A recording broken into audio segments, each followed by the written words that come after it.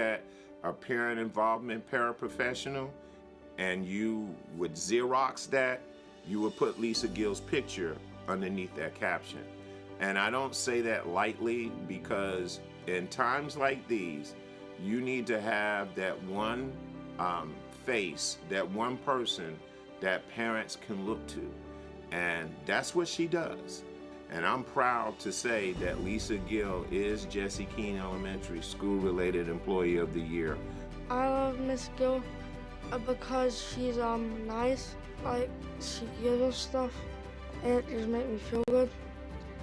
My passion is about, I remember when the friend next to me in the classroom didn't have, but yet they lived up the street and I didn't realize they were sleeping on the floor. You know, things like that. So I remember that, and I want to bring that to my kids. The students here, the most important thing for me is for them to understand you're not alone, and I want them to know that. All right. Wow. How many of you have gone to the beach?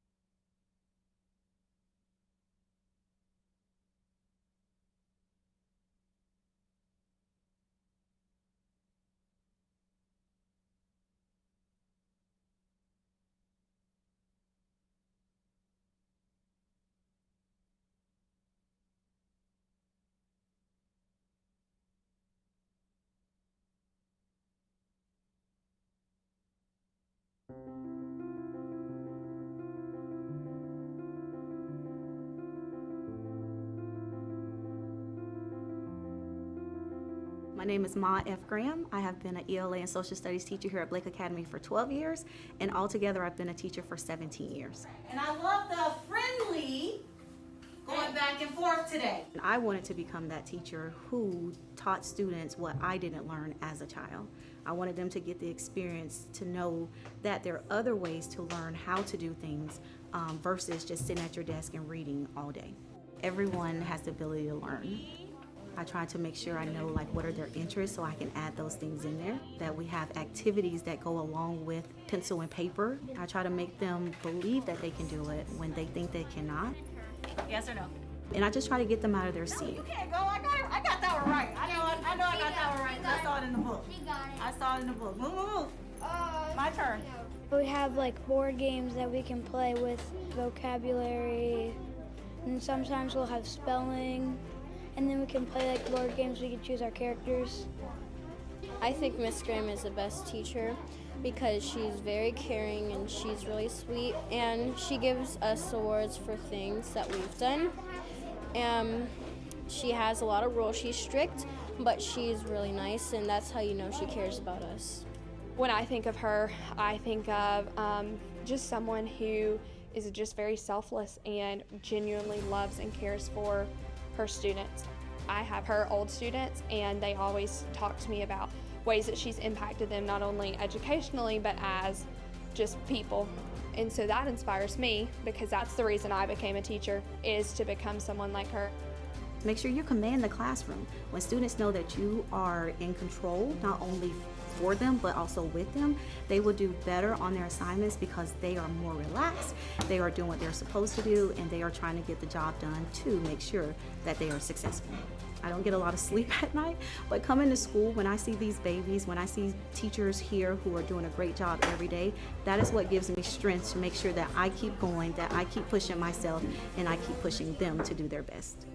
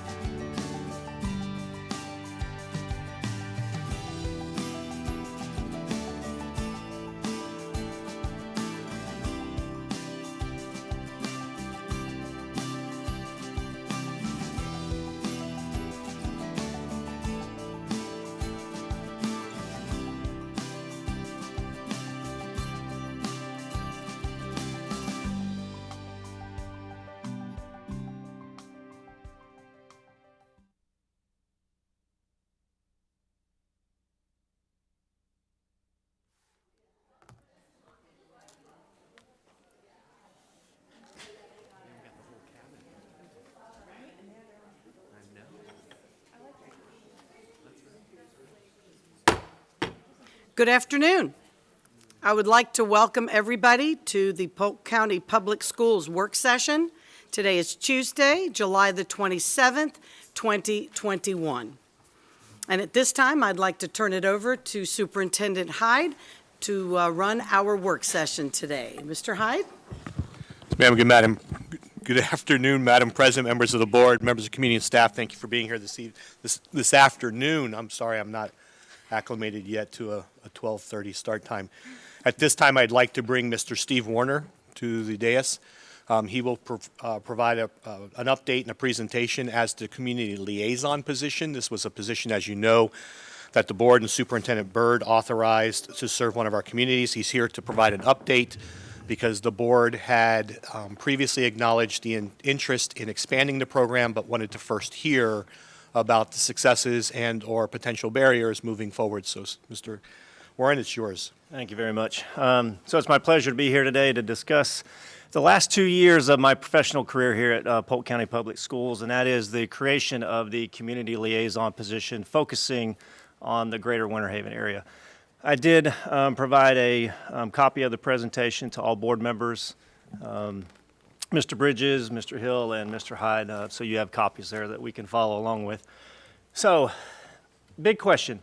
What is a community liaison and what happens within that role? So I thought we'd start with a large overview of what the position is. So basically what we do is we link resources to the 17 schools in the greater Winter Haven area to eventually broaden opportunities and help our young people achieve academic success and also prepare them for life.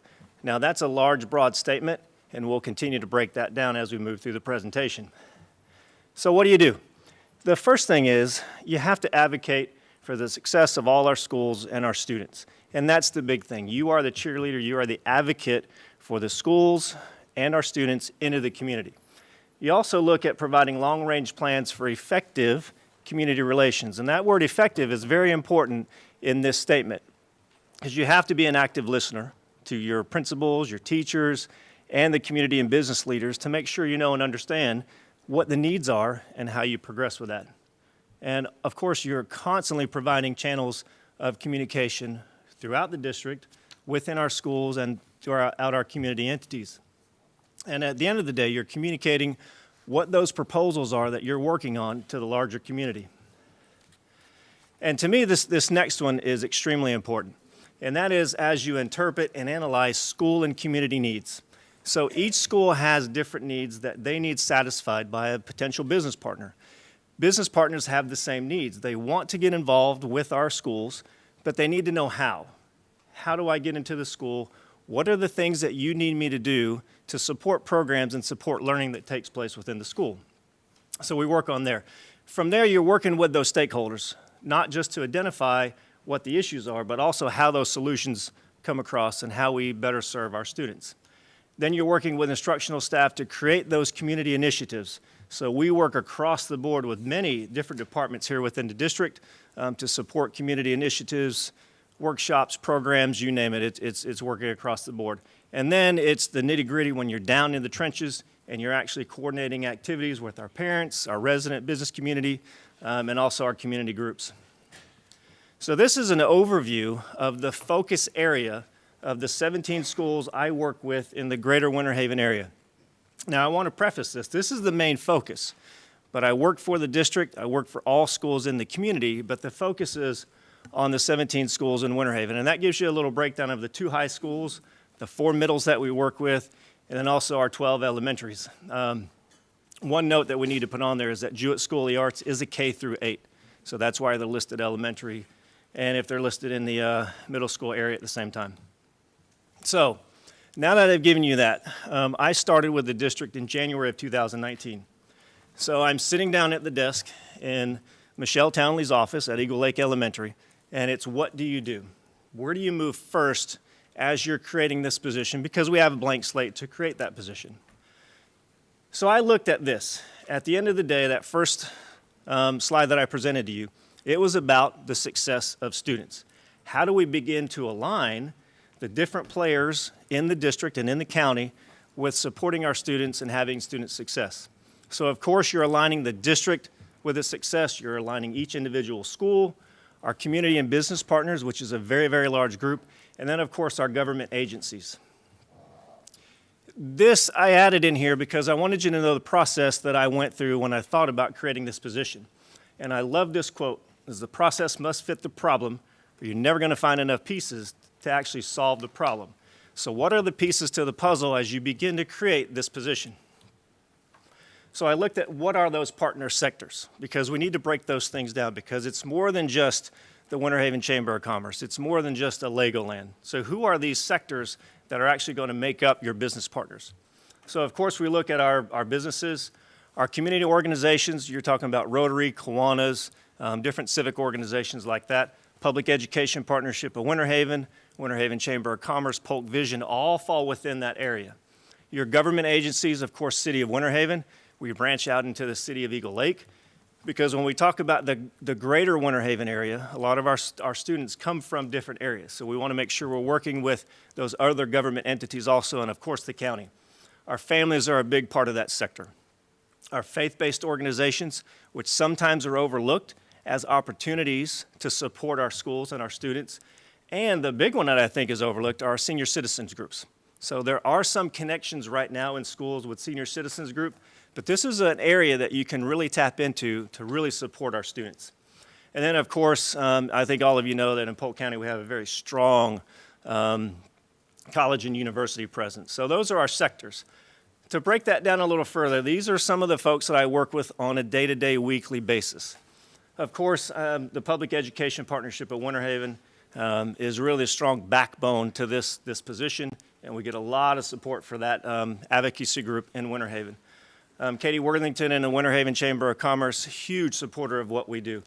The Chamber of Commerce in Winter Haven has over 760 businesses there in the chamber. So that is a great avenue, great opportunity to push in to find businesses that will support our community.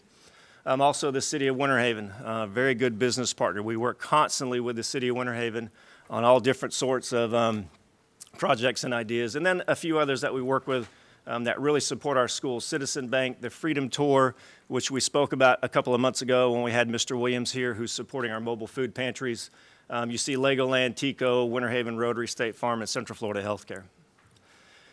So now that we have identified those sectors and some of the businesses that we're going to push into, what do you do next? Now you have to find out, what do schools need before you go find out what the business partner can lend and support those needs. So I began to have meetings with each principal at the 17 schools. These meetings lasted anywhere from an hour to 2 hours, one-on-one working with the principal to find out, hey, Gina Williams, what do you need at Winter Haven High School? How can I then begin to link and match partners to help you succeed with those goals? From there, I actually went back and spent either a half a day or a full day at the school. I wanted to really immerse myself into the day-to-day life of what happened in a school, because that broadens your horizons on what's going in and what teachers need, what students need. So those were very eye-opening when I went and had those meetings. Now, I will tell you, the principal school day meetings were over about a 2 or 3 month period. So this is a longer term, really pushing in and finding out what the schools needed. As we had those meetings, themes began to emerge throughout every meeting I had with every principal. I wanted to highlight 4 of those themes that emerged. I work with whiteboards quite a bit. I have a plethora of information about all of the schools that are listed with bullet points underneath on my whiteboard. They move in and out, they interchange, but these are the 4 themes that continued to present themselves. Perception of my school. I want the public to know the great, phenomenal things that happen at my school on a day-to-day basis, because I think we all know that sometimes the media and social media, all they want to do is focus on the negative. So my role was to get the word out about the phenomenal things that are happening at our schools. Volunteers. Every school needs volunteers, whether it's mentors, having participation in SAC or CAT teams, guest speakers. And of course, at our high schools and maybe some of our middle schools, with our academies, is matching business partners with those academies. Appreciation for our teachers and staff. A lot of times, all a teacher needs to hear is thank you. Thank you from the community. Thank you from parents for the wonderful job that you do with our students. So appreciation for teachers and staff was also another one that was across the board, every principal asked for. And then incentives for positive behavior inventions, whether it's testing, even with our teachers, incentives for them to go that little bit of an extra mile to give them some kind of reward at the end of the day. So after you build the picture of what the schools need, what do you do next? Now that you know what the programs are, what the needs of each school are, build the network. So that is where working with Polk Vision, going to Chamber of Commerce events, going to after-hour events, going to the Kiwanis, the Rotary Clubs, to meet potential business partners and to continue to build that network that will actually serve our students and our population. Once you begin to build that network, you start to engage those business partners on specific needs for each school. You look for volunteer opportunities. Where are the volunteer opportunities in each school that we can match our business and community partners up with? I want to speak a little bit about Principal of the Day. I've got a slide coming up on that. When I spoke with principals, it's Steve, if you can find who those business partners are that can come into the school and help us, I would greatly appreciate that. A lot of the networking that I do is during the day. It's morning meetings, it's noon meetings, it's meetings at night. Principals can't make those just because they're at their school taking care of their school. So if you can help me in that realm, that would be very beneficial. Business partners on the same thing. You know, I'm running my business during the day. I really can't just walk away from the business and go visit 16, 17 schools to find out where I can connect. So that's what this community liaison does. It becomes the link pin that you can connect what the schools need, the business partners, and link those together. So we came up with a Principal for a Day program. And like I said, I'll talk a little bit more about that as we move through. In and around this time in November, the Great American Teach-In was in. So I had sent a list out to all of the principals. Please tell me what you need. What types of speakers do you need to come in, organizations? And we really pushed forward with helping all of our schools with the Great American Teach-In. And then, of course, you continue to champion for schools while you're building the program out. So at that point, what was next? It's finding those funding sources for the incentives that you can push into the schools to take care of the teachers, the staff, and our students. You go back to the perception. It's preparing, providing, promoting, publicizing, and constantly staying positive and giving positive messages about our schools to the public. The Principal for a Day program, we started this in fall of 2019. And the idea after that was once we did our first 5 pilot schools, it was to push into the rest of the 17 schools, and that would have been fall of 2020, which of course COVID, kind of pushed that out of the way because we couldn't bring business partners in anymore. Then the idea was to eventually expand it throughout the county, and that would be building a database and a website that folks could go in and actually sign up to be a Principal for a Day. So with that said, a lot of programs and a lot of activities have been put in place over the last 2.5 years to really highlight what our schools are doing to support our schools, to support our instructional staff. So I want to just take a moment and highlight some of those programs. So we just spoke about the Principal for a Day. First and foremost, what this did, it allowed our business partners to firsthand see the complex role that a principal has on a day-to-day basis. I mean, you're looking at what the accomplishments are and what the challenges are. That way, businesses can find out how they can support the school. So we're looking at number 2. This, to me, was the first step really in uniting the business community and our schools to provide that collaboration that we so desperately need throughout the district. We looked at 5 pilot schools. We looked at Denison, Elbert Elementary, Lake Ship Elementary, Winter Haven High School, and Juanita High School. And what I did was I matched 2 business partners with each school. And we strategically matched the business partner with the specific school. Some of that may have been based on, I'll give you an example, at Winter Haven High School. We matched Hip Wynn, who is the Chief Information Officer at the City of Winter Haven, with Winter Haven High School. Because of what's the access to technology at Winter Haven High School, are there different types of programs, is there hardware that maybe with his expertise, he can add value to Winter Haven High School at that point. Juanita Elementary, we actually partnered them with a company called Polyglass Corporation that is actually 2 miles from that campus. Polyglass Corporation, most of you don't know what that company is, but they develop all of the underlining for roofs. So you have your base of your plywood of the roof, and then you have your shingle. Well, there's an underlining film that protects all of those things as they build houses and build roofs. They have 85% of the market in the state of Florida on underlining for roofs.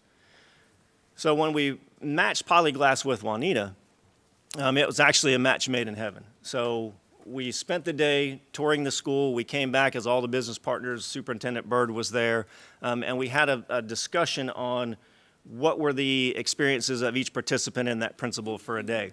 The whole meeting ended at about 2 o'clock that afternoon. Within the first 30 minutes of our meeting ended, I had a phone call from the head of Polyglass Corporation, very emotional phone call, that said, Steve, I need to know how I can support Juanita. I could not believe the things that I saw at that school that are happening in a school that not many people know about. He goes, I didn't know that school was 2 miles down the road from us.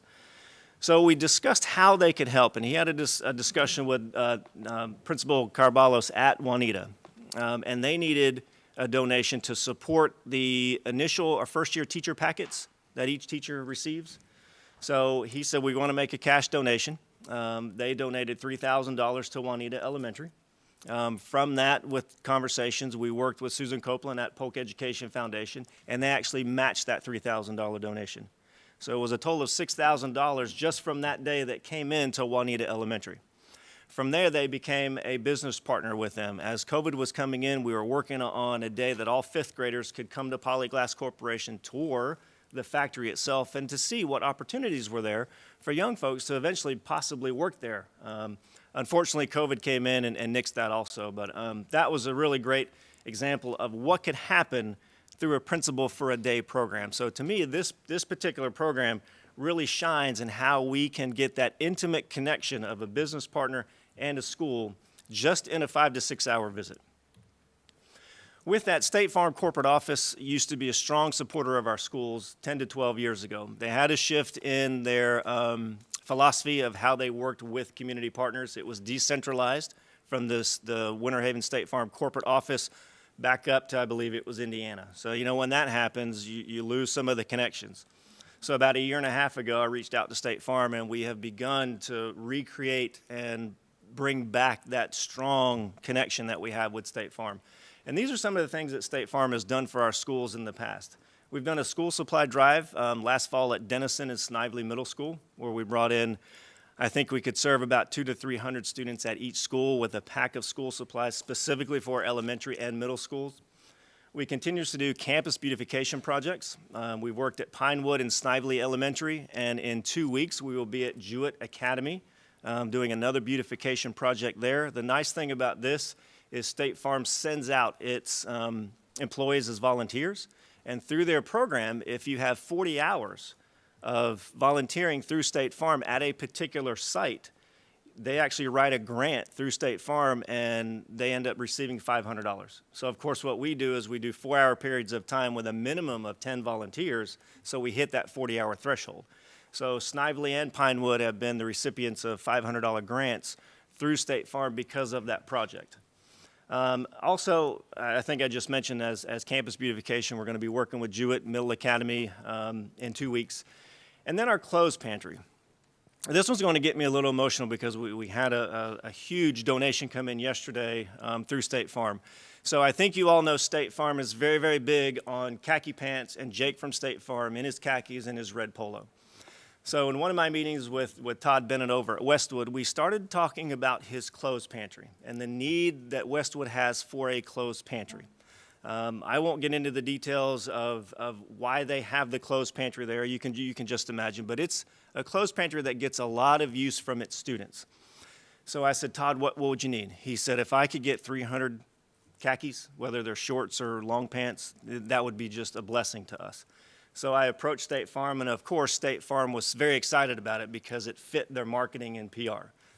So what they have done over the past 2.5 weeks is we go through Amazon. A State Farm corporate employee can go in and buy 1, 2, 3, 4, 5 pairs of khakis. They're drop shipped to my office in Eagle Lake, so I have a huge table of boxes and bags of khaki pants to donate to the clothes pantry at Westwood. I received an email a 1.5 weeks ago from my contact at State Farm that said we have one employee that doesn't want to buy khakis. She wants to make a small donation to the clothes pantry. And I'm like, well, this will be great because now we can buy detergent. Maybe they can buy a washer and dryer. You never know what they could do or what Todd could do with that. So I received a check yesterday from an anonymous donor, and I was thinking $50, $75 to supplement maybe some laundry detergent. The check was for $500. So that meant to me that we spoke to State Farm, that there was a connection to what their core mission is, and that we really made an impact on someone that wanted to make a donation of that size. And you may not think 500 is much, but that's a single individual. That's not the corporation. That is just one person that works at State Farm. So that, to me was really satisfying to find out. Todd doesn't know this yet, so Todd, if you're listening, you're going to be getting a check and a whole bunch of the pants in the next coming weeks. Also, Central Florida Healthcare. They're one of our healthcare providers in the district and in the county. I think you know that they are one of our community partners at Crystal Lake Elementary, our community school. We have been working with them on having mobile units come out and do health visits. So they do an overall health visit or a wellness check. They'll do physicals for students. And we've just added this in the past month. They'll do vaccinations for students. We had our first health unit last week at Lake Ship Elementary. All of their slots were sold out, or all of their slots were booked. This week, we are at the PEP building in Winter Haven, the Public Education Partnership of Winter Haven building, because there we serve multiple schools throughout Florence Villa area. Again, 100% booked. We then go to Denison Middle, and we specifically pushed into Denison Middle because I think seventh graders need to have that Tdap booster coming in. And when I was talking with Ms. Christian, the principal at Denison, she said we can have about 90 to 100 students on day one. We have to put in the gymnasium, or we have to isolate somewhere. So we specifically targeted those students, Ms. Christian did, to come in and get that Tdap booster. So that happens on August 5th, and then August 6th we are at Snively Elementary. The need and desire from the community for this health pantry, health mobile unit, has really pushed to the Snively group. We do about, normally we do a 4-hour time frame. Snively, because of how this has gone before, it's a 9 a.m. to 4 p.m. stretch that Central Florida Healthcare is doing because the need is so great. They've also done a back-to-school supply. They donated 100 backpacks to us that we've distributed to different schools. And then we're eventually going to push in the medical dental integration where we're actually sealing teeth and doing some things for our students there. But that's something in the future that we're going to look at.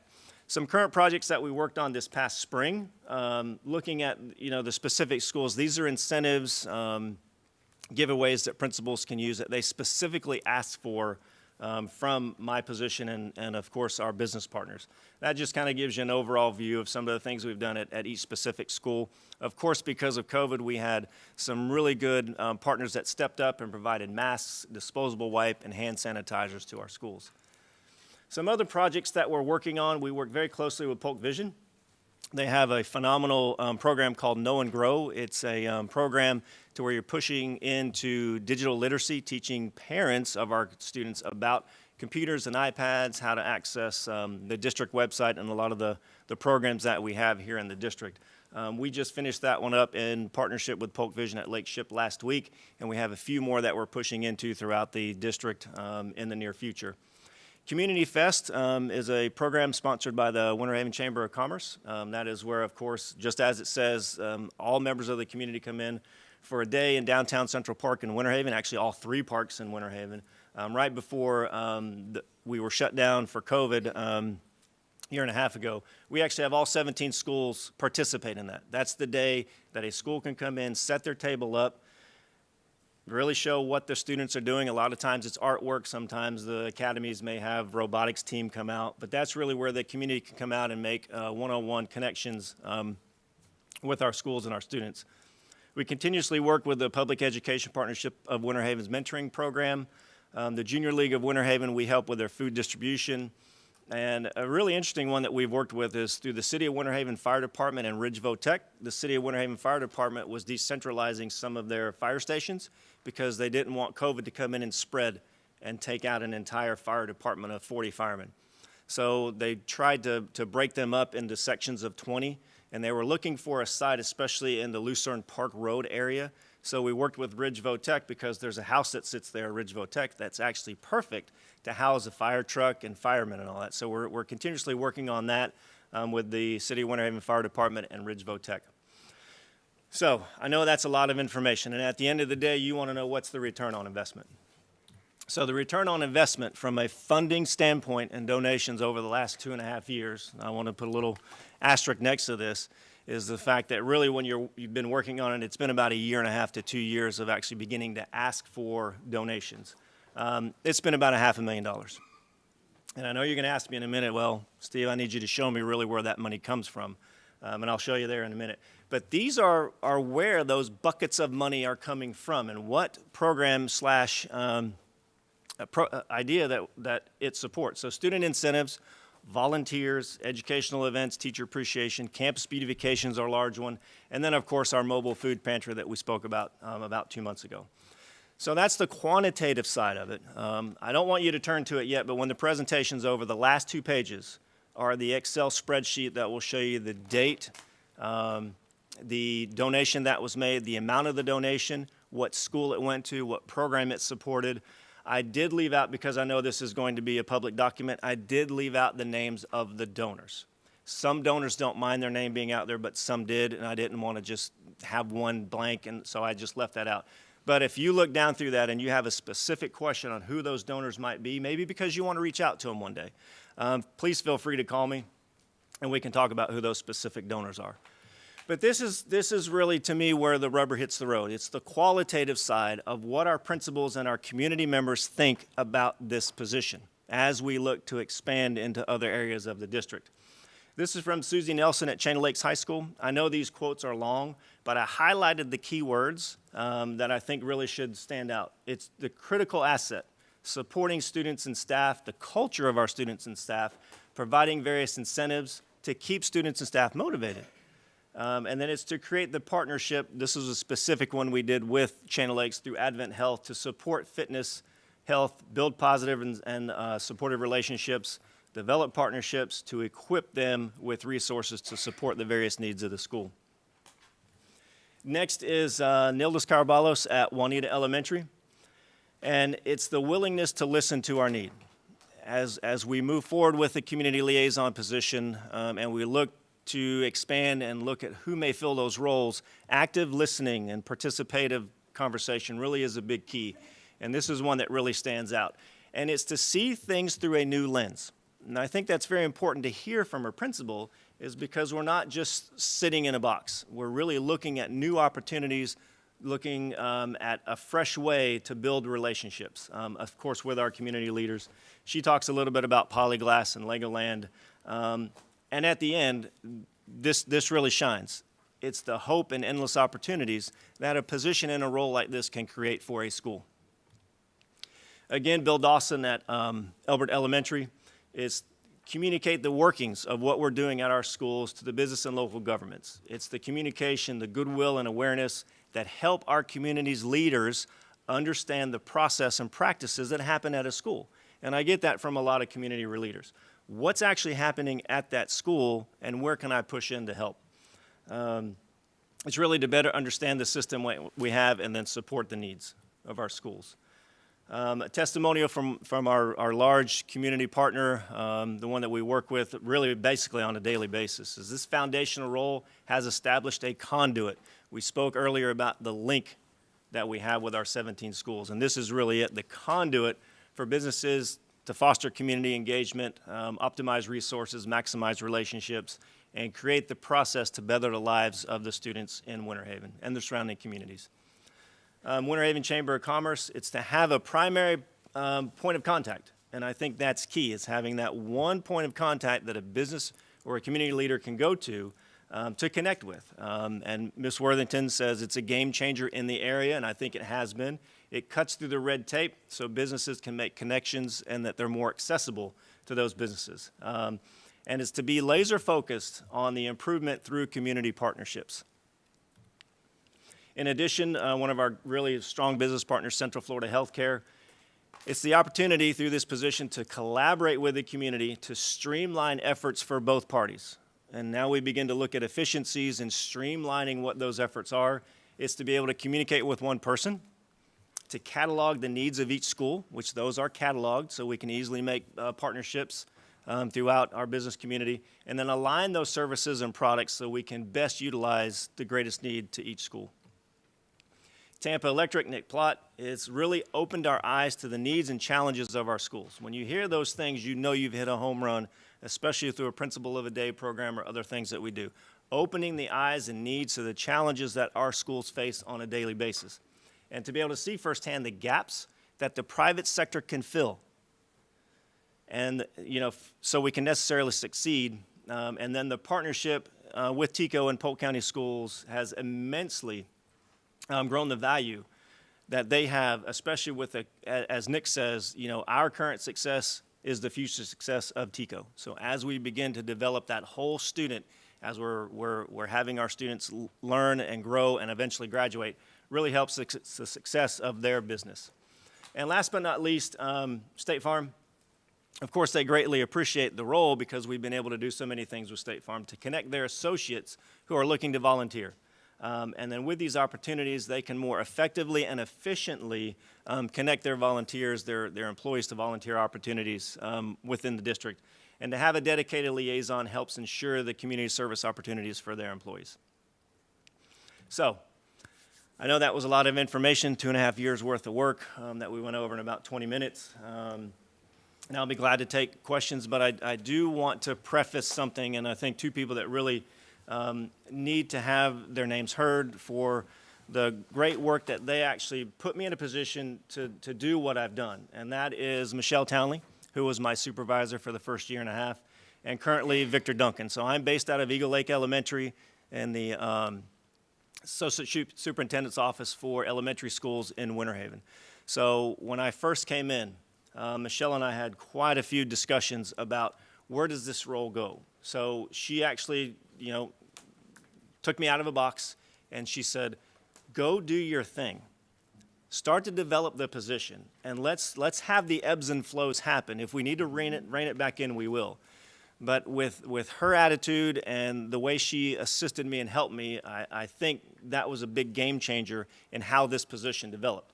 And then now that Mr. Duncan is in there, he has really taken those reins over and said, Steve, it's going well. Let's keep it pushing in the right direction. So I did want to mention those two folks who I think really played a huge part in allowing me to let this position grow organically to what it's become today.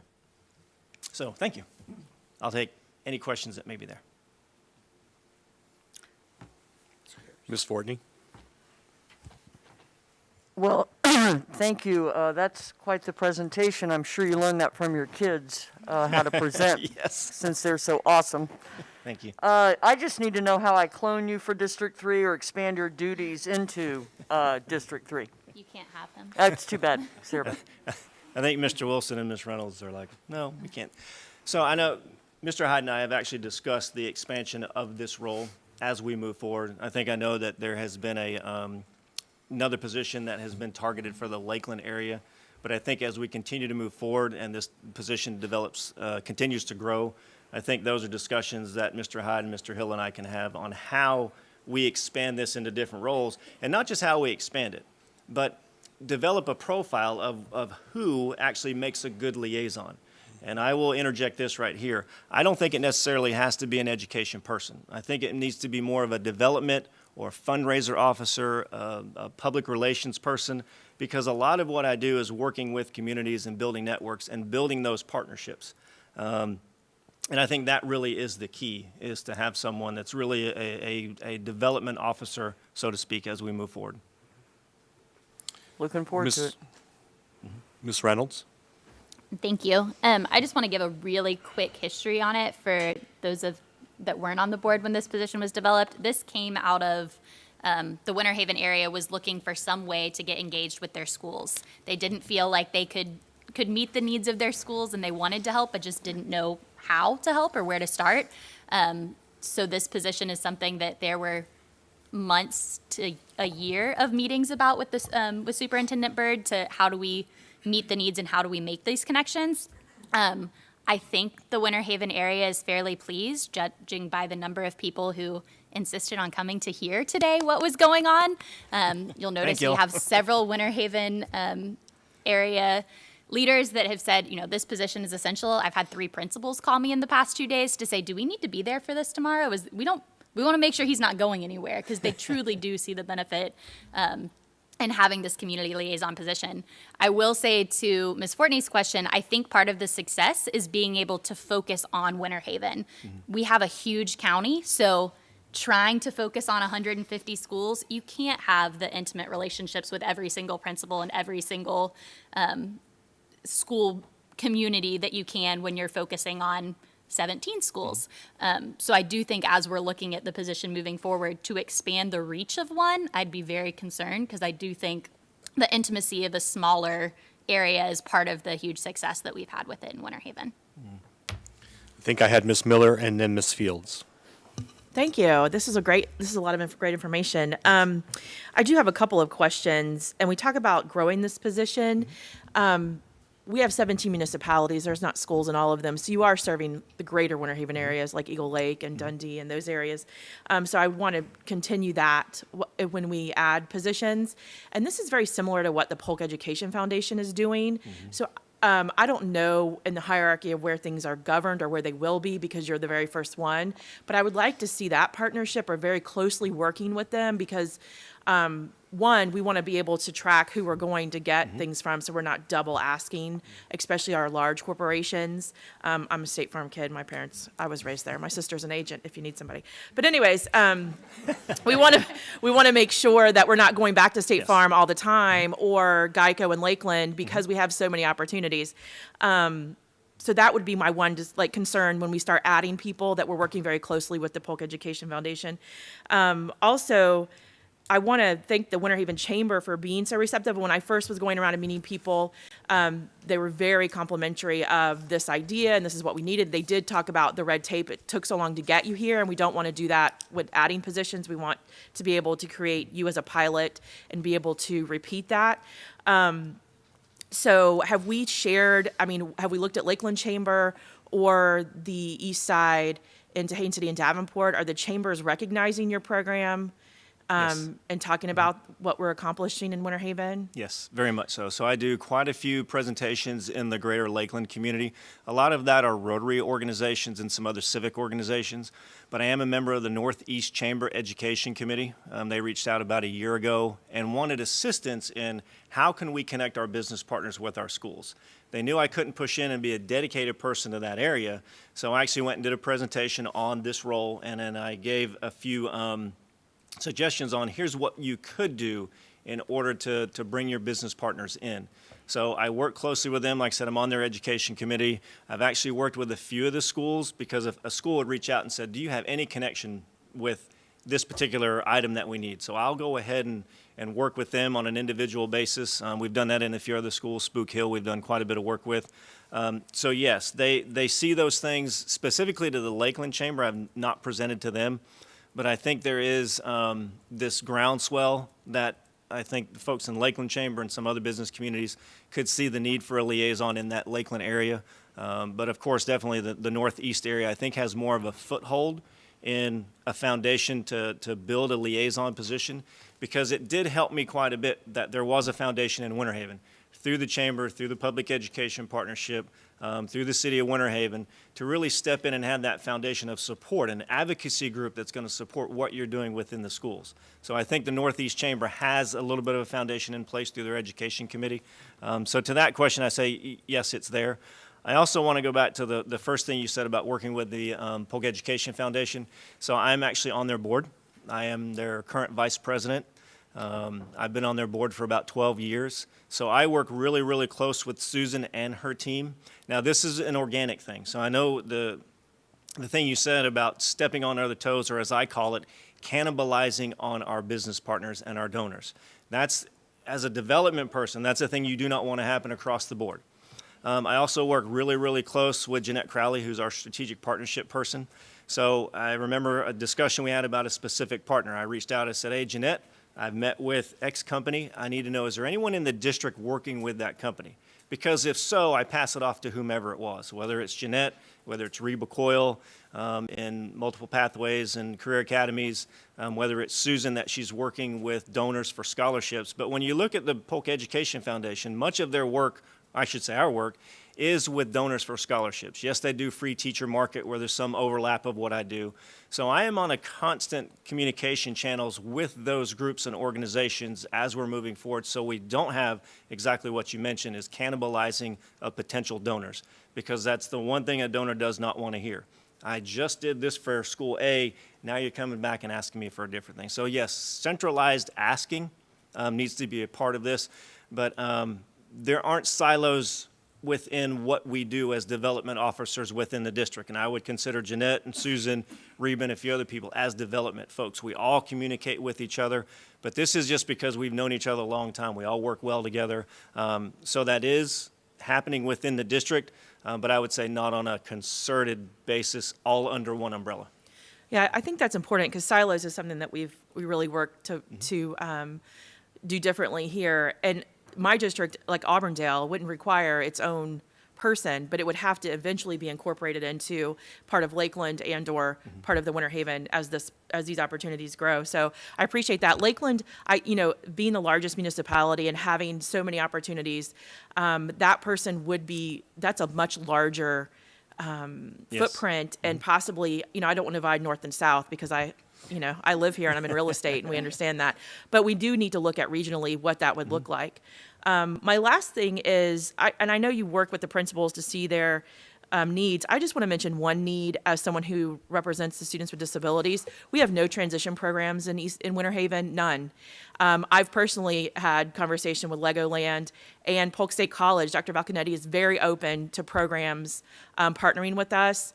So I think that's one area we haven't paid attention to, developing business relationships with. When I go out in the community, people are like, yes, please bring students here, disability or not. We'd love to have students working for us, interning with us, but somebody has to create that program. So I want to make sure that you have the ability to go in. I know sometimes in the district, if this department doesn't talk to another department, it's very, for you to have the ability to go in and present something that is well received, that you are partnering for these kinds of relationships. So I think that would be one area that we could really do work on, and with community partners who are more than willing to help. Yes.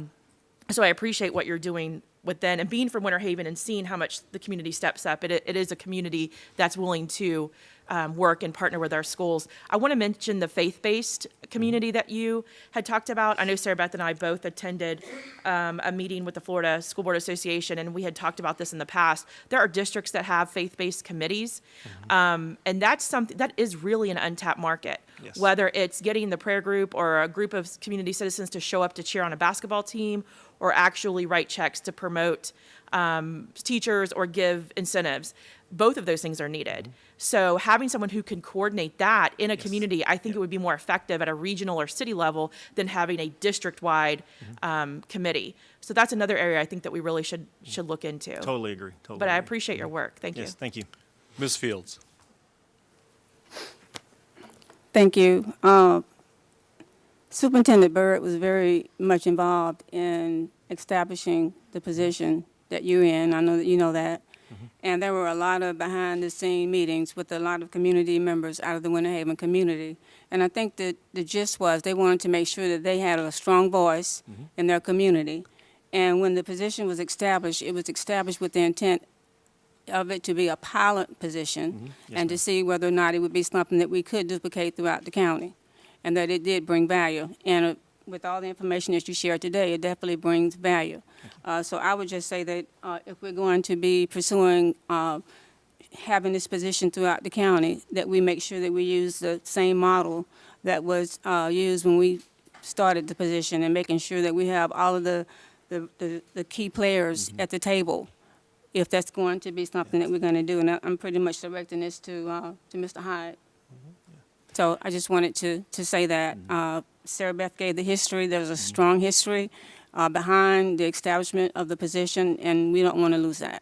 Yeah, I think that's a great point, because I think that gets overlooked sometimes, is the amount of time it took to actually get to the point that we created a community liaison position, and then what happens once that position's created.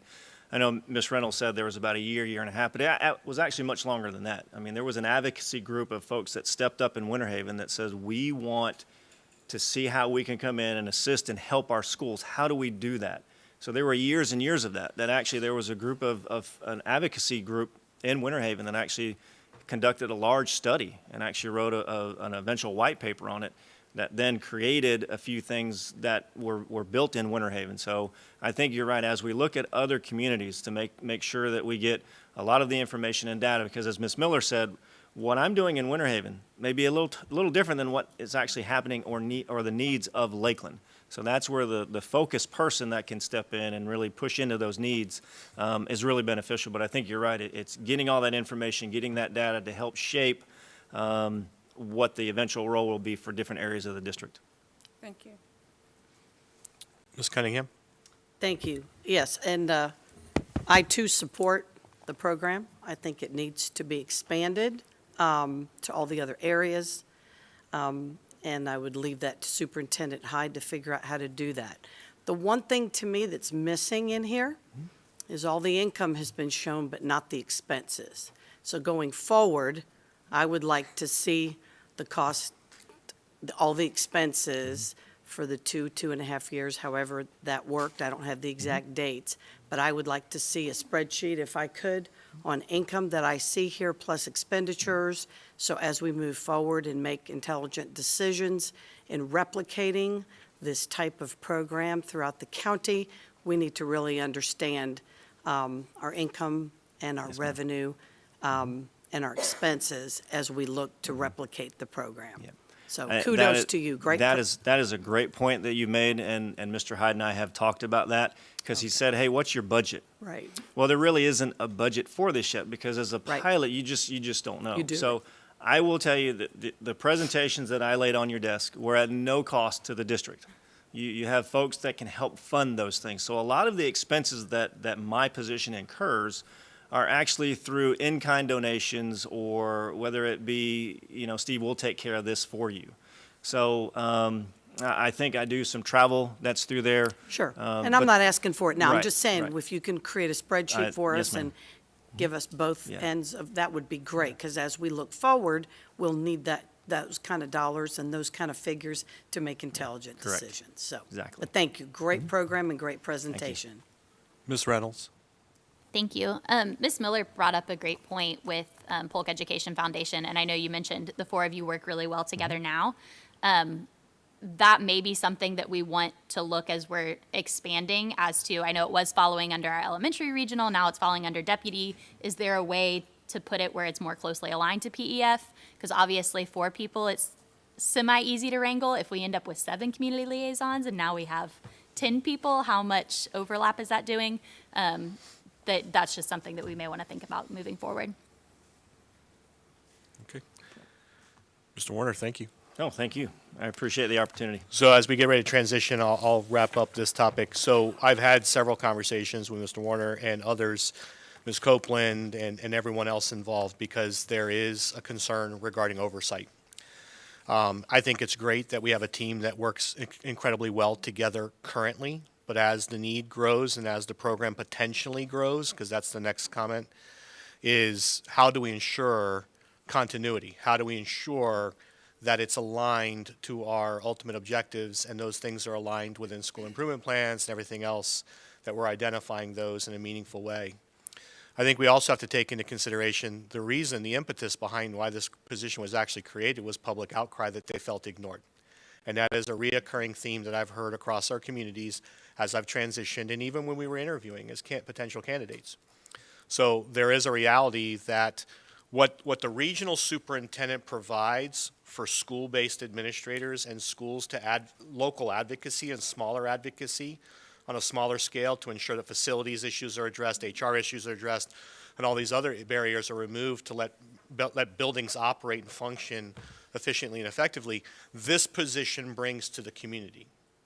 That they serve as that true liaison. There is no other, it is easy at times to say, well, let the building principal establish that relationship. And I think, as Mr. Warner pointed out, where is that time? In this high-stakes accountability environment, especially with everything else we have going on presently, last 2 years, where's the time for that? And so the point's well taken about making sure that we can provide, and this is where Mr. Warner and I have discussed at length, how is his role different and unique than other community liaison type roles? Why has he been successful? So we're waiting for this presentation because, again, it is my understanding that the board had a position that they were tentatively going to approve, but we were waiting for this presentation. So I will now turn to the board, and based off the comments I'm hearing today, while there's no official vote here, I'm assuming that I may move forward with expanding the program at least into that next community, and then develop a plan to bring back to you in August about what future expansion and how we're ensuring alignment, how we're ensuring engagement, how we're ensuring that those partners are at the table from the start, from the inception, and quite honestly, kind of developing the JD for what are we looking for in this next individual. You know, this has to be someone who can be incredibly transparent, who is very much self-directed, can be trusted in that regard, who will track and monitor all that they do, who can facilitate and engage various stakeholders who all may have very different impressions or interests. So there's a lot to this as we look to expand this, but I find incredible value in it. We met and discussed this at length in my office probably about 3 weeks ago. I don't think I was even in my first week. You were, yeah. And so, you know, again, based off the board's comments and questions today, I feel confident that I can move forward. We'll bring you a proposal in August and provide you an update then. Sounds good. Thank you. Thank you. This time, while we're transitioning, Mr. Hill will come to the dais to provide the school board and community an update on COVID and our protocols and procedures moving forward. As he approaches, just as a caveat, as we all know, but I do feel the need to interject this comment. Everything that we discussed today is fluid. It is all tentative and all based off current conditions and directives and those types of things. This has been the result of a very comprehensive and collaborative effort between countless individuals from the school district side as well as the local health department and their team. Constantly going back and forth, reevaluating and examining all of our operating procedures and policies, and how do we best protect our students, staff, and their families each day. So, Mr. Hill. Thank you, Superintendent Hyde. Madam Chair, board, and staff and community, it's good to be here today to provide an update on the status of our COVID protocols, practices, and procedures. And as Mr. Hyde said, that it was a very collaborative process, and if we think back to the year before, that summer when we were trying to prepare and figure out how in the world are we going to launch a school year and provide learning experiences for our students and wrap our brains around all that would entail with the pandemic and the challenges of the pandemic.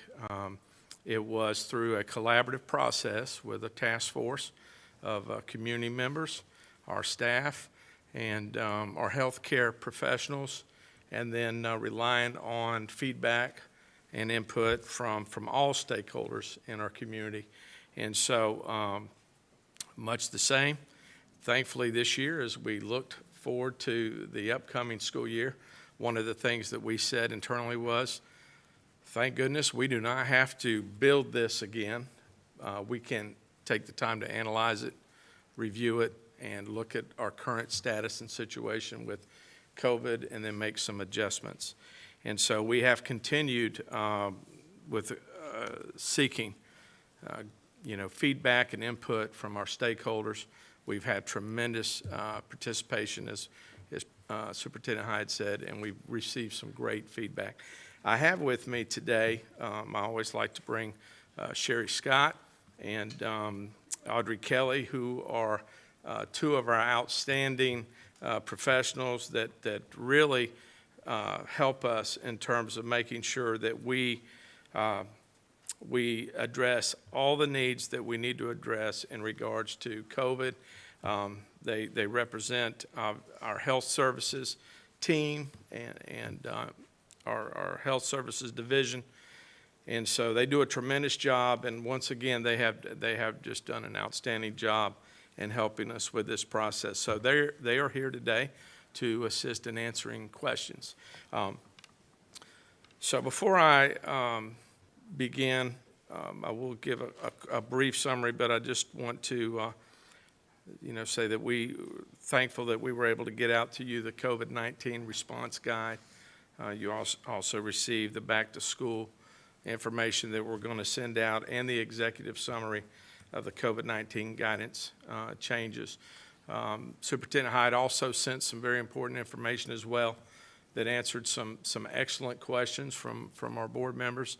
And when I saw those questions, I'm always thankful for the questions and the guidance of our board, because truly the feedback that we receive really helps inform the decisions that we make. And so we can never have too much feedback and too many questions when in regards to something that is as important as this, the health and safety and well-being of our students, our staff, and our community. With that, I do want to give a shout out and just say once again, it's been an honor and privilege to work with Dr. Jackson and Scott Schablum and their team. They are absolutely incredible. We, over the years, have become a team, and we work extremely well together. And their support and assistance has been just extremely valuable and meaningful for us. So we're once again very thankful for that. So really what I'd like to do is, since you've got the information, you've had time to look over it, I just want to hit a few highlights and from the executive summary and just quickly go through that, and then really give plenty of time for question and answers. So one of the things that we knew when we were entering this year is it, let me say it this way. When we began our discussions, we were in a pretty comfortable and confident place with COVID. And so at that time, everything was looking like we were going to be able to transition into this new school year with a continual reduction in the transmission rates. And as you know, the transmission rates have risen. It is extremely imperative that we do lay the groundwork, the policies and procedures, and the practices, so that we do everything in our power to mitigate the adverse impact of COVID. So the first thing I want to, just the most obvious piece of what's different, what's new this year, is obviously we are not propping up 3 learning formats or processes this year. And I think the public's well aware of that, but that's the first and foremost. We are face-to-face, and we have Polk virtual. And with that, the majority of our students are coming back face-to-face. So we are very aware of that and very cognitive about the fact that we are going to have more students on campus, and so we have to continue to provide as many mitigation practices as possible, provide our principals and leaders the guidelines and the flexibility that they will need to negotiate this. And I very much appreciate Superintendent Hyde reminding all of us that COVID-19 still presents a very fluid and dynamic situation for us. And so while we're in our final drafts of these procedures, practices, we certainly will be continuing to make adjustments. We have used the terminology much like we would do with our SIP plan, that this is a living document. And so there will be some changes. So the first change that we recognize is that we have changed our learning options for the year. And with that, the second is, of course, masks or face coverings this year are optional. And so they're no longer going to be required. We do remind our community, our schools, and we'll continue to remind that the CDC still recommends unvaccinated. They recommend that unvaccinated people wear face coverings when social distancing isn't possible. And so when you look at our mitigation strategies, we are committed to the layered approach, using a variety of strategies to make sure that we do our best to mitigate the impacts. Number 2, COVID. The health department emphasized this, and we all have emphasized it, that currently the COVID vaccine is a person's best defense against contracting the virus. And the Pfizer vaccine is approved for use for individuals age 12 and above. And so, we have, as you know, been promoting and working closely with the Florida Department of Health to encourage folks to get those vaccinations. We've had a number of events, and we have a commitment from the Florida Department of Health to continue that. And so we will continue to provide those opportunities to promote those opportunities for vaccination. In addition to that, as we're thinking about vaccinations, one of the things, the benefits of that is as we begin our processes and we get to the point of contact tracing, we're doing those case investigations, and we end up with situations where we may have to quarantine students or staff. Individuals that are that have been fully vaccinated and are asymptomatic will not have to quarantine. So there are some tremendous benefits for our school system in regards to that as well. You'll probably have noted those in our playbook. One of the things that we want you to be aware of is that Angela Usher and her leadership through our facilities department, they have made sure that we have the opportunity to put air purifiers in every single classroom this year. So they've purchased enough air purifiers for every single classroom, and and we anticipate that they will be in those classrooms within the third week of school or by the third week of school. Social distancing will continue to be a mitigation strategy that's extremely important. We do have some latitude with that in the sense that it can be 3 to 6 feet, depending on the age of the individual. For children, it can be 3 feet.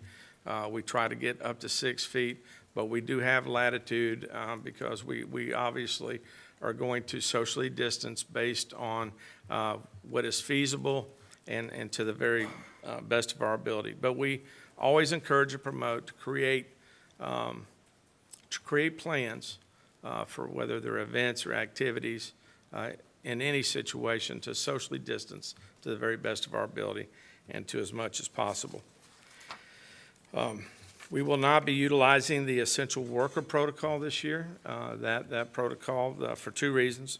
One, there is no executive order, state of emergency that would support that. And secondly, with the current status of, or opportunities rather, of vaccinations and moving forward with those practices and the different practices that we're using, we will not be using the essential worker protocol. If a person is sick, if they're positive, they're sick, or if they've been in close contact, then they will be, they will have to be quarantined unless they have been vaccinated. So temperature screenings, this is a big one. Last year, we went all out. We utilized the temperature checks in the mornings in our schools and in our offices. And so this year, through the working with the Department of Health and looking at the materials from the CDC, there's really no significant positive impact to the utilizing temperature checks. So we will not be doing the temperature checks this year. We will be engaging in extracurricular activity, our sports and fine arts. Obviously, we'll continue to use what I used to call the big 3, and that would be, masks are optional now, but we will do social distancing, the washing of hands, making sure we're sanitizing and cleaning, and we'll also be providing plenty of soap and plenty of supplies to make sure our facilities are clean, and we'll be doing everything in our power to make sure that our sports, our fine arts events, our any school-based activity or event has everything they need. Disinfectants, we'll employ all those, the big 3 strategies, and And social distancing will remain a significant part of that. We will be utilizing, we're still looking at the capacities outside. Obviously, we don't have to be as concerned about outside. When we're outside, we know that the concern aren't as great. And so outside events, we will go to a wider range in terms of the percentage of folks we allow in a stadium, for example. And inside, we're continually looking at that. Right now, we're talking about 100% capacity outside, 75% capacity inside, or and we're giving principals the latitude to make decisions, always striving to make sure that we use social distancing to the very best of our ability. Volunteers and visitors will be allowed this year, and you know, we obviously are very excited about that. We missed our volunteers last year. They make a tremendous impact on our schools for us, and so we will obviously have a means and a way to track their movements when they're on campus for the purposes of making sure that if we have to do our investigations and then, you know, we have to do our contact tracing, that we're able to do that efficiently, effectively. One of the number one strategies that we use are just outstanding seating charts so that when we're looking at our processes and we're looking at a case, we want to be able to really surgically, we work closely with the health department to get better and better at this throughout the year when it comes to quarantine to be more surgical. And so if we know the distances and the locations of our students, those seating charts become very important. That is in the classroom, on buses, in the cafeteria, for example. So there's a number of items that we have made some changes to. Obviously, the most significant will be masks are optional, but we will continue to use the multi-layered approach and to making sure that we use as many of those good mitigation practices as possible, and we'll employ them to the very best of our ability, given the situation and given the feasibility of it. Do you have any questions for me? Ms. Miller? I have a couple of questions. I'm assuming that the air purifiers were purchased with COVID relief funds. Is there budgeted money to take care of filters and the maintenance of air purifiers? Yes. I was gonna Yes, there say is. yes. Ms. Usher and her team, that's also been included within the facilities themselves. The engineering team is actually currently continuing to review and to develop estimates for what it might cost to enhance our current HVAC systems further, but they have already upgraded all of the filtering as well as within the portable units. So yes, there is a budget for the next, for the foreseeable future to cover those costs and expenses. My next question is, we are significantly short on custodial staff for That is this. correct. Is there money going to be used to incentivize or recruit? Because on paper, yes, these cleanings Right. need to happen, but I don't know that we have staff. We are currently in negotiations to seek an opportunity that might help resolve that issue. Thank you. I had one more question. I've had questions from volunteers. I think we might have a little bit of an issue with the community and getting the word out to volunteers that it's based on the principals determining what's essential. That puts the principals in a little bit of a situation because some of our, we have a group that comes into our elementary schools to do lessons. It's a faith-based group. They feel they're essential. Sure. And so I don't know that if a district-wide, if we need to name what we consider essential volunteers, if it's reading code, reading help, I'd hate to put on principals, you get to decide what's essential, Right. and we might lose a relationship with volunteers. That's a great question. To clarify, it's a faith-based group that comes in and provides other services, not faith-based. Right, oh, yes, Yes. sorry, did that sound? Yes. No, well, it's an important clarification. Okay, well, I had that. Right. That was the last email I had, Yes, but I've ma'am. had other emails, especially from Winter Haven, because of the community relations that we're doing, of people that want to go into the schools, whether it's what they've always done, reading, helping with the teachers. And I just didn't want to put another, I think we do have to provide some autonomy to building principals to help make those decisions that are in the best interest of their school and their community. All of our building leaders participated in the development, review, and analysis of our proposals, our return to school proposals. They had multiple opportunities. In fact, the final draft version that is before you in administrative procedures was developed with their feedback and their explicit questions that they submitted after we'd gone through multiple iterations of the plan. So to the extent that they have, I believe, having participated in all 3 of those town hall meetings with our building leaders, I believe they have enough guidelines and parameters in which to operate while also maintaining some individuality and autonomy to make decisions. They're not going, I can speak in generalities, they're not going to turn away an individual who wants to come in to read with students. However, if someone wants to come in, for example, to hold a classroom party, we may say no to that, quite honestly. If it's academic, if it's mentoring, if it's tutoring, if it's anything related to our core business, our building leaders will more than likely say yes. And I say more than likely because there's always those scenarios that I'm not aware of. yeah, and I think our teachers are looking for that support again. Correct. We have Right. some of the smaller schools that volunteers really make up the gap for teacher support. They Correct. make a huge impact. And if I may add, principals, even though they do have autonomy, they don't operate in isolation. We have a tremendous amount of support for our principals, our regional assistants, superintendents. We're on the phone with them all the time as we're coming and going, and they will receive any assistance and guidance they need in regards to making those decisions. But we are very confident that they will make the right decisions based on their knowledge and their understanding of what they need at their schools. And so we felt like, what Superintendent Hyde said, we felt like it was very important to empower them and to give them some autonomy in this process. So the individuals reaching out to me, I should send them to their schools, and if it's groups that are going in, they need to contact the schools individually of who they Correct. serve. Correct, yes. Correct. Ms. Fortney and then Ms. Reynolds. Thank you, Superintendent Hyde. Mr. Hill, can you go back to the contact tracing? Yes, ma'am. All right, so, I mean, I can read it here, but in reality, I know we're trying to live and learn from the past. We had the essential worker money, this might be an HR thing, COVID, leave pay for people that were forced to quarantine.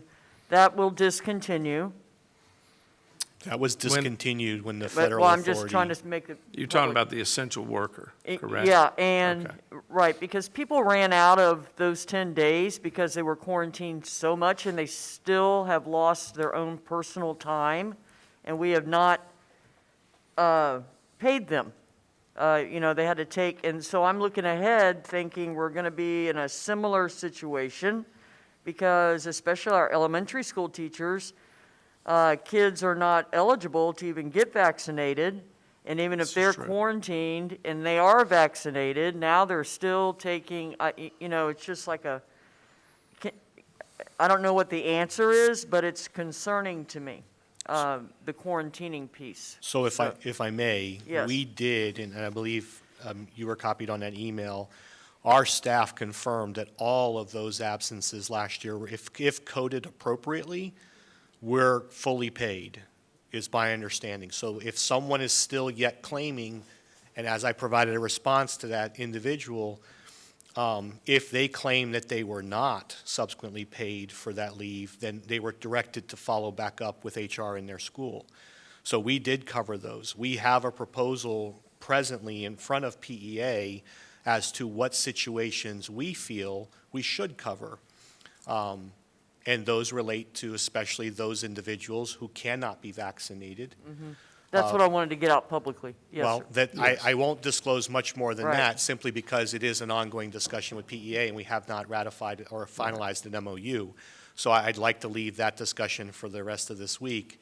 But as far as it relates to that, that's where we stand. But yes, we are putting some procedures and policies in place to help define those expectations.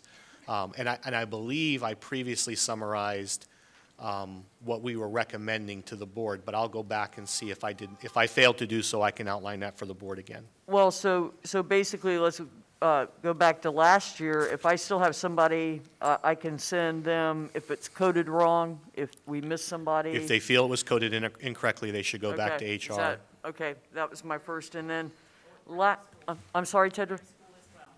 Through their school as well. Okay. Because I believe I still have one. All right, okay.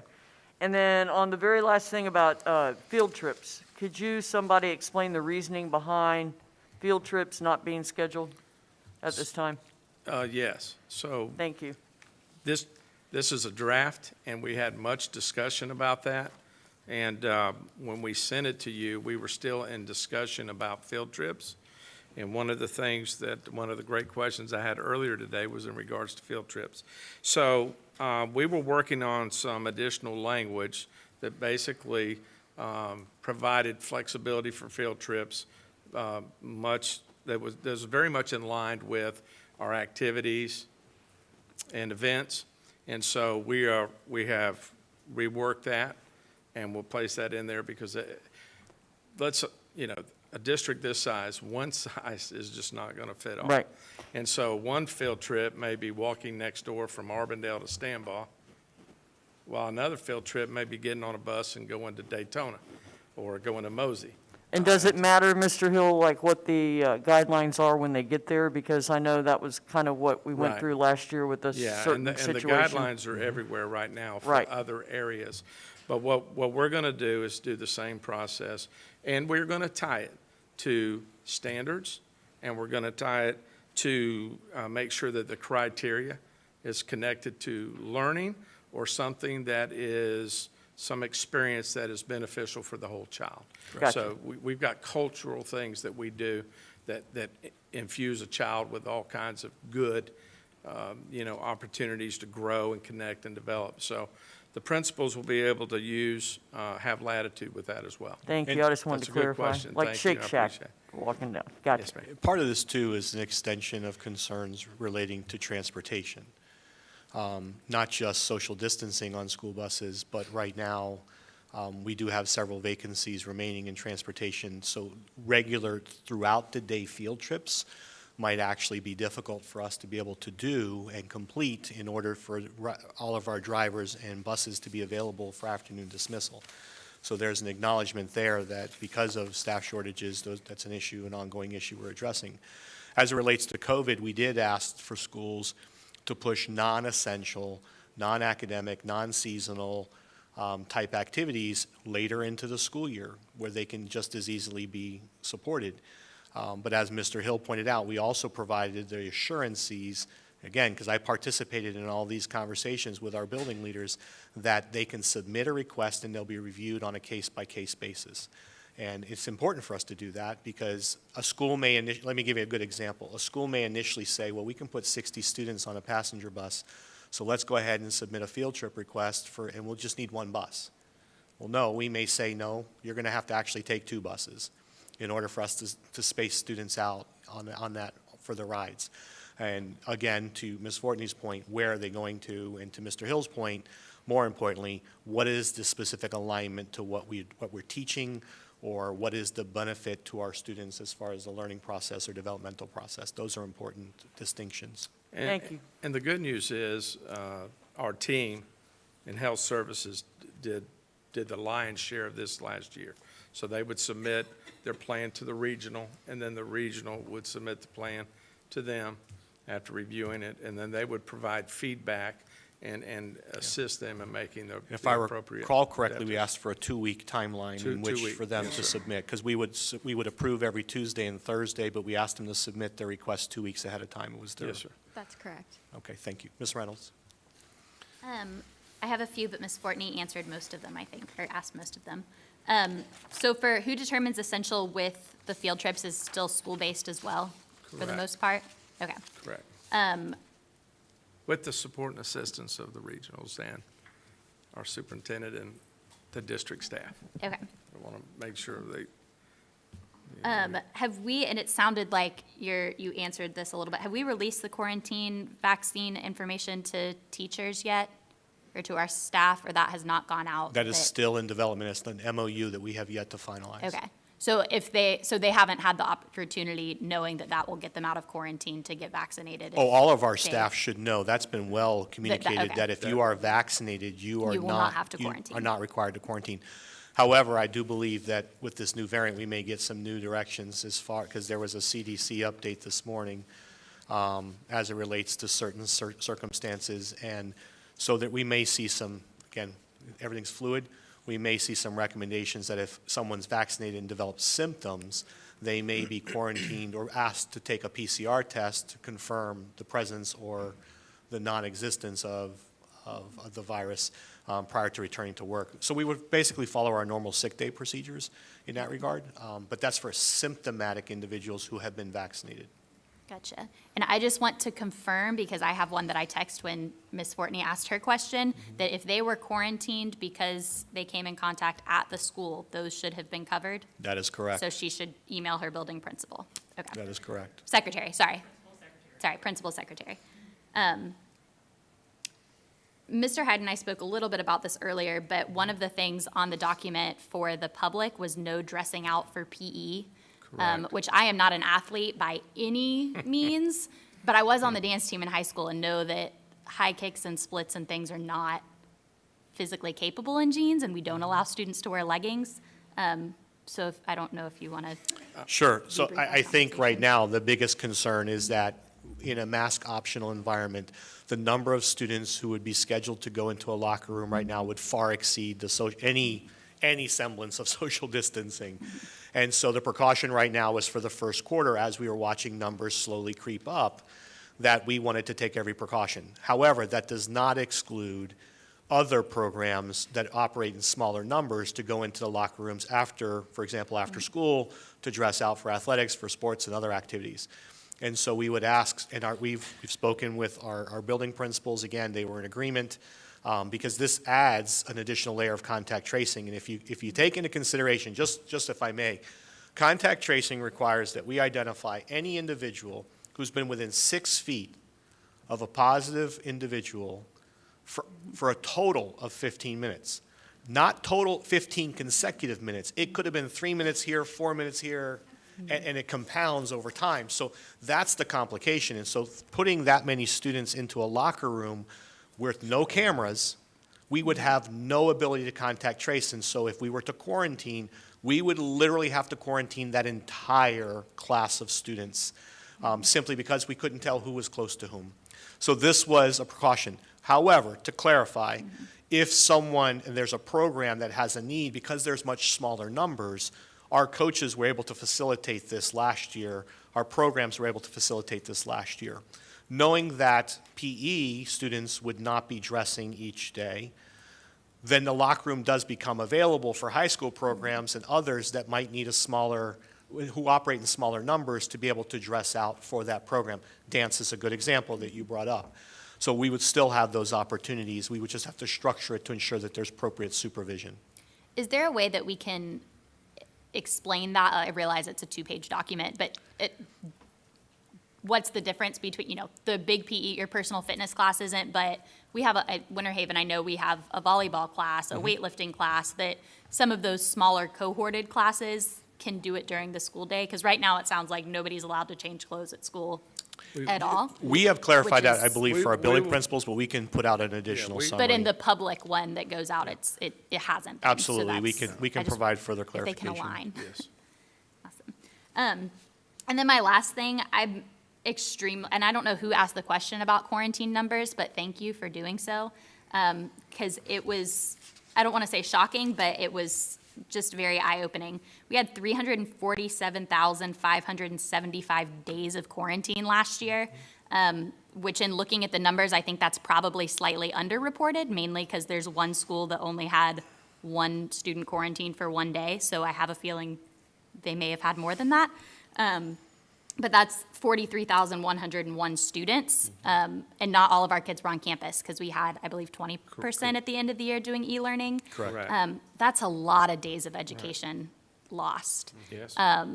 And how are we going to mitigate that as far as we're continuing to contact trace and have to quarantine everyone? So we were able to be on a phone call yesterday.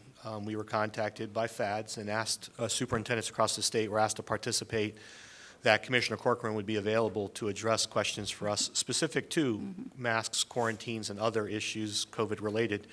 Unfortunately, he was detained. He had to go, and for those of us who have worked at the department, we know what it means when somebody says, I got called across the street. He was apparently called across the street, so we were able to have Chancellor Oliva and other staff on the call with us. They will be putting in writing recommendations to the school district. I additionally asked explicitly that they also provide from council a summary opinion as to what our potential exposure might be for not quarantining students, and what are the alternate options available to not quarantining. So for example, in any instance, as I shared before, that somebody's identified as a close contact, we must quarantine that student for the 14 days.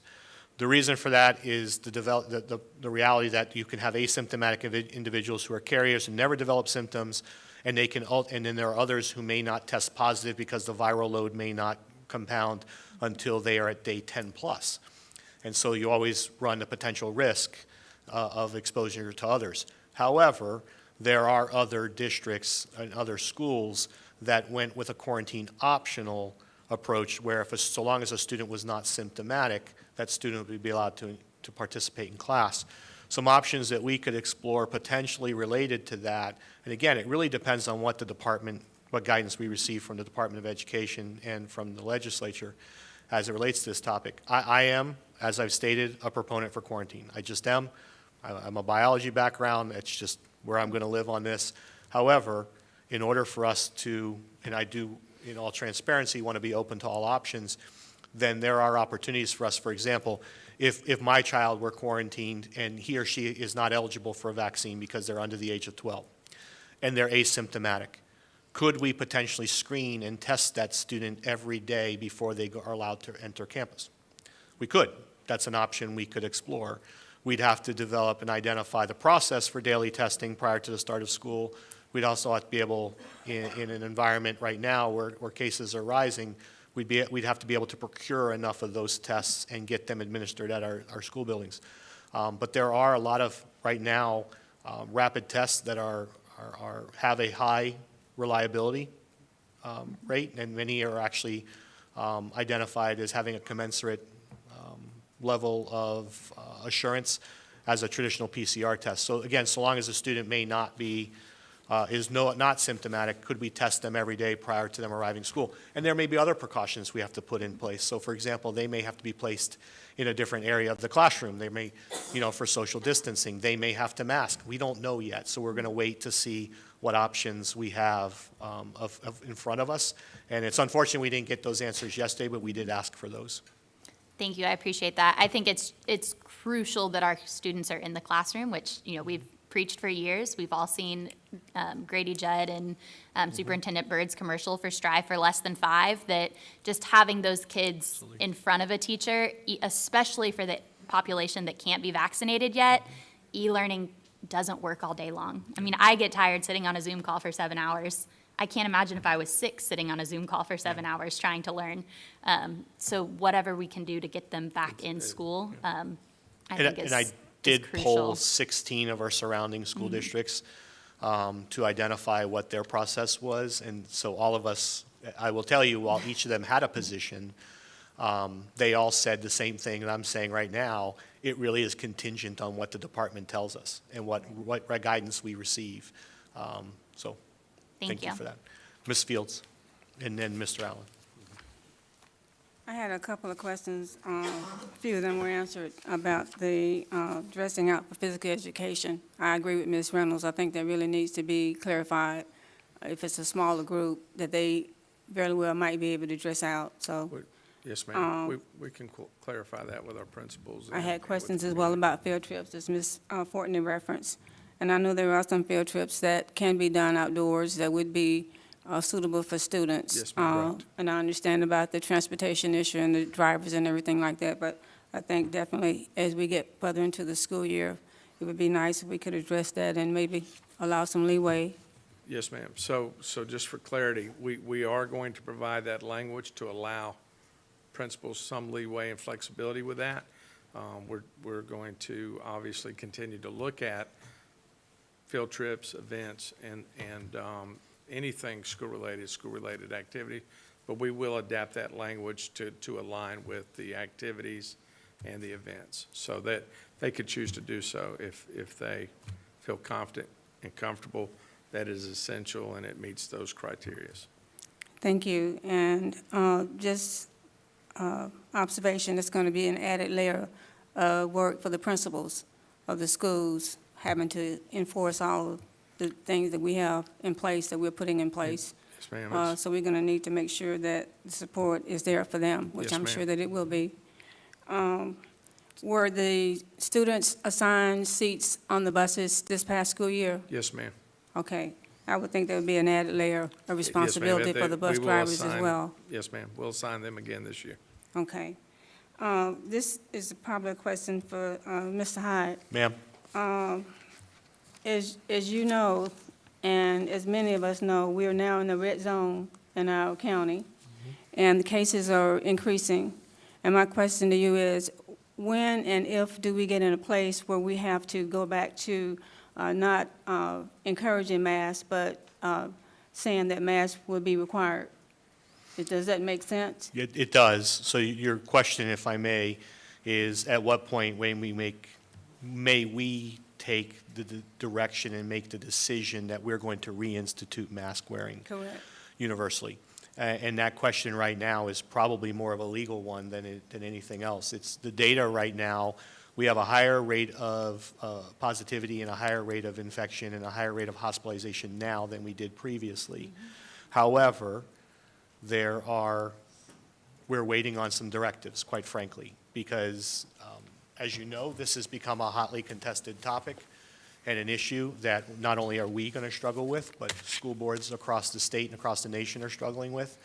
And the reality of it is the CDC issued some preemptive guidance this morning and basically put out a message that we can expect something new, whether or not that becomes something that the Surgeon General directs, and then it becomes an issue of purview. Where does federal policy supersede state or local effort? Does it supersede state or local effort? And then ultimately, what power does the state have to impose its authority and prevent mask wearing? So there's a lot to that question. I don't think it's a matter of our personal opinions right now. I think it's more of a legal issue, and I would defer to Mr. Bridges if there was anything else to contribute to that. That is a good synopsis.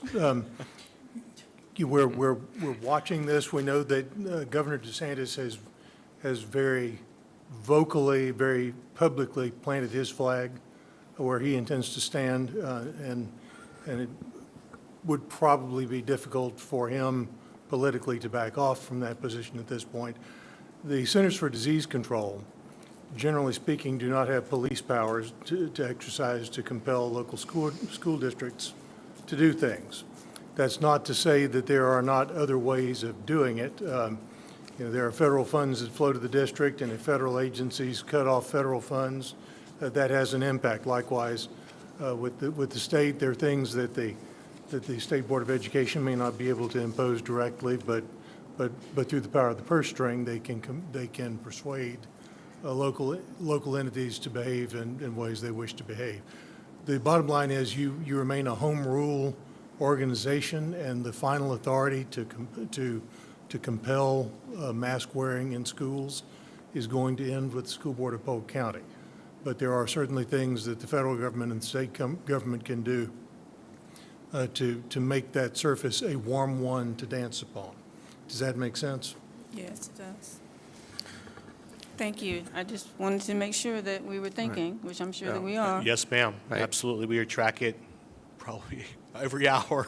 Yes, continually. We've got the app. So, Ms. Kay, I would like, this brings up a good point. I think it's important that everybody's aware of this. And there is one instant in which we will have to wear masks, and that is in an isolation room where you have children who are exhibiting COVID-like symptoms. And so we're not going to put those children in a room, isolation, without asking them to wear a mask. Same with staff. And so that would be the only instance where we would insist that a mask is worn. Yeah, we're at that, but thank you Okay. for clarifying Yes, ma'am. that. Thank you. Yes, ma'am. Mr. Allen, Dr. Allen, pardon me. Indeed. Mr. Hill, thank you for the information. It's great for our public. I just wanted to reiterate to Ms. Reynolds had mentioned the questions that we had filled it. So just as a point of clarification, just to get that out into the public, maybe if you can go over those numbers in regards to how many of our students were quarantined last year and how many days were, Yes, sir. students quarantined throughout the Yep. year. Yes, That sir. would be awesome.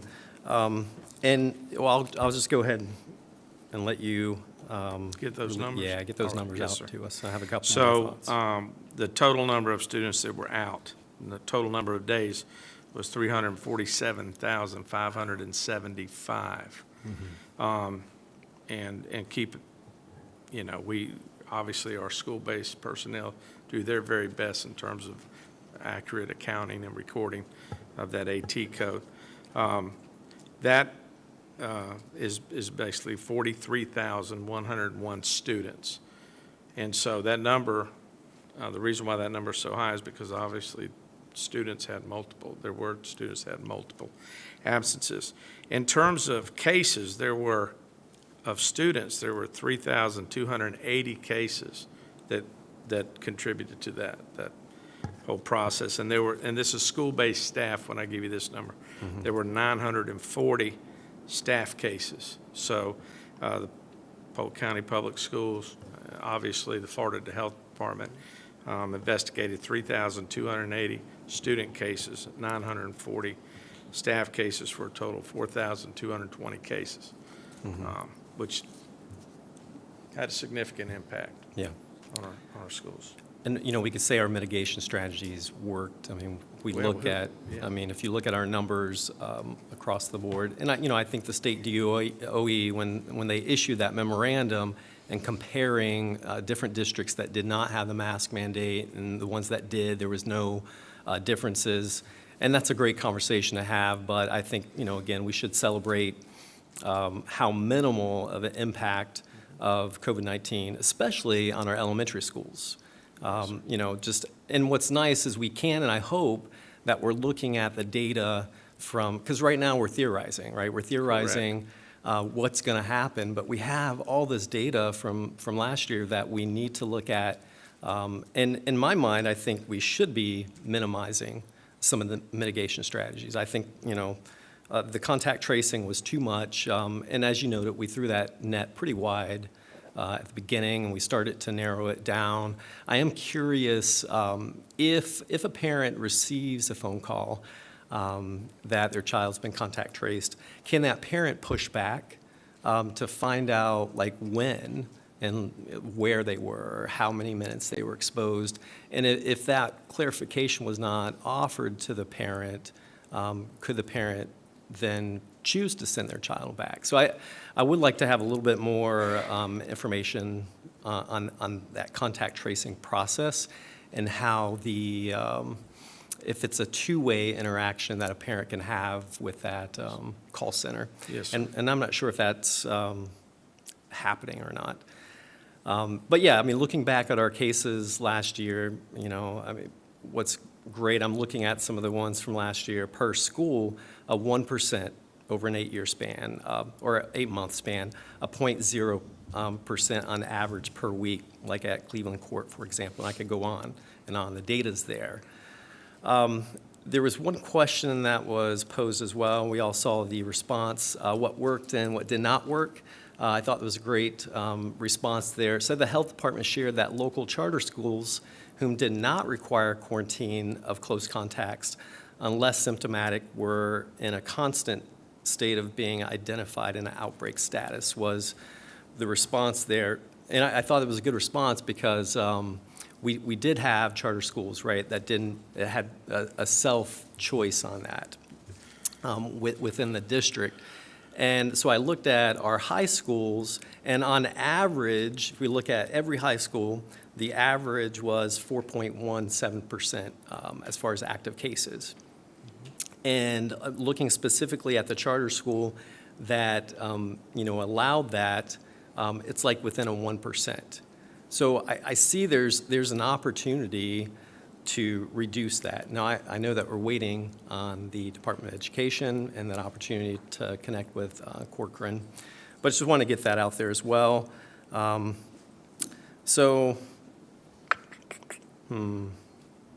think that's all I had. So yeah, thanks for clarifying on the numbers there. But if I may, Dr. Allen, just a point of clarification.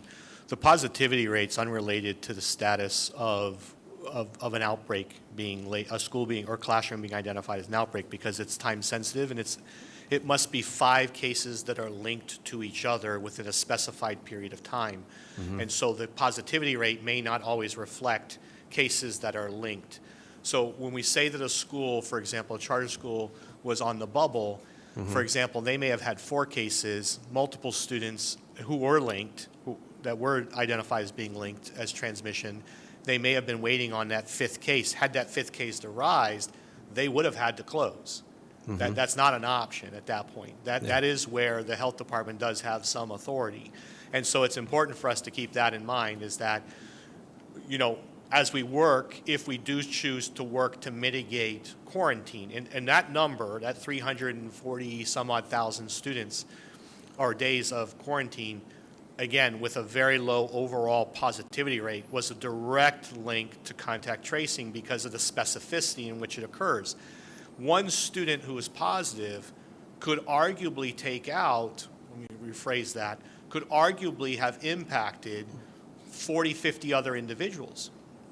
I'll give you an example. This is probably this is best case scenario, worst case scenario.